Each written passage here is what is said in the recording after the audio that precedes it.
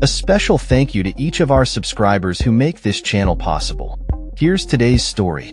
In a shocking revelation from a leaked transcript, European leaders have expressed deep concerns regarding the United States' approach to peace negotiations in Ukraine.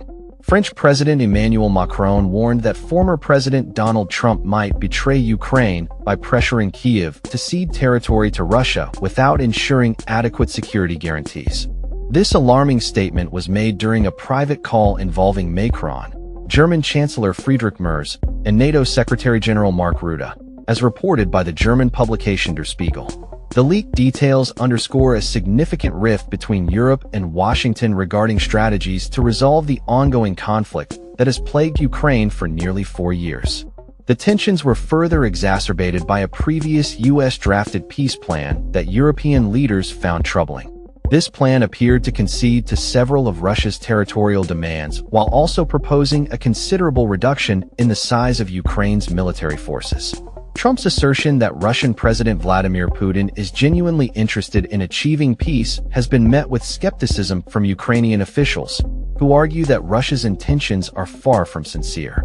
In a related diplomatic effort, Macron has called upon China to support a moratorium on strikes against Ukraine's critical infrastructure, particularly in light of the harsh winter ahead.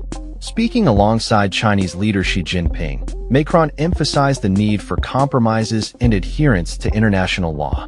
"I hope that China will join our call for a ceasefire in the form of a moratorium on strikes on critical infrastructure as soon as possible," he stated.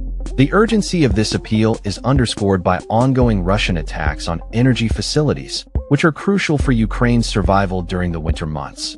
On the ground in Ukraine, the situation remains dire.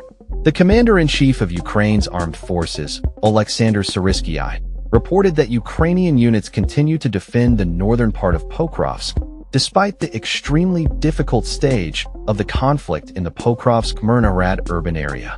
"Our soldiers are actively blocking the enemy's attempts to build up assault infantry groups and advance around these settlements," Syrskyi noted.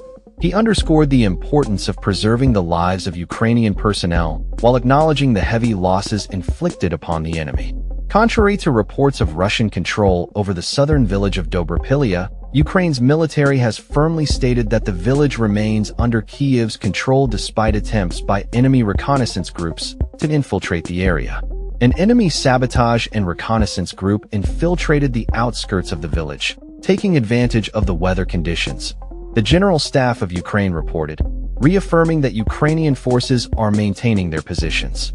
As tensions rise, Russia has issued a stern warning regarding any actions taken by the European Union concerning its frozen assets. The proposal to transform approximately £123 billion of Russian state assets held in Belgium into a reparations loan has been met with fierce opposition from Moscow.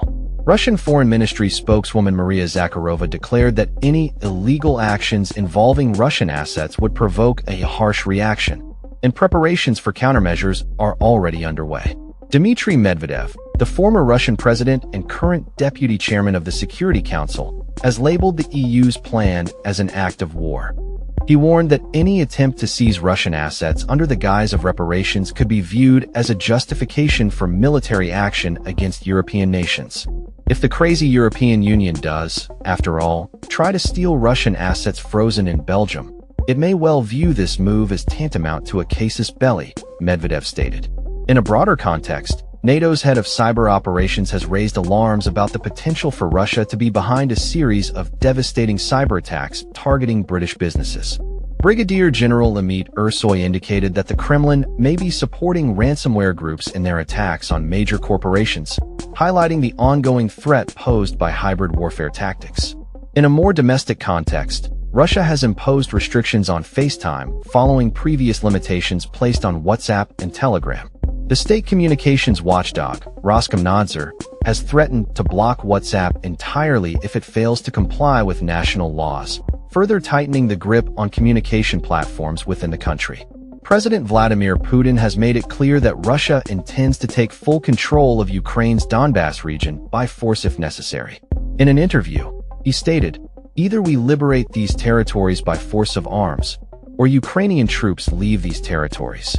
This aggressive stance has drawn condemnation from Ukrainian officials, who insist that they will not surrender territory that Russia has failed to capture through military means.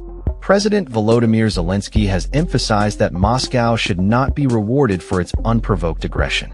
As the situation continues to evolve, the international community watches closely, aware that the repercussions of these developments could have far-reaching implications for global security and diplomacy.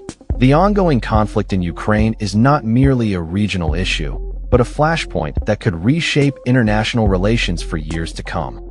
That's all for this story. We upload videos every day covering many different subjects, so hit that subscribe button to stay informed. Thanks for watching.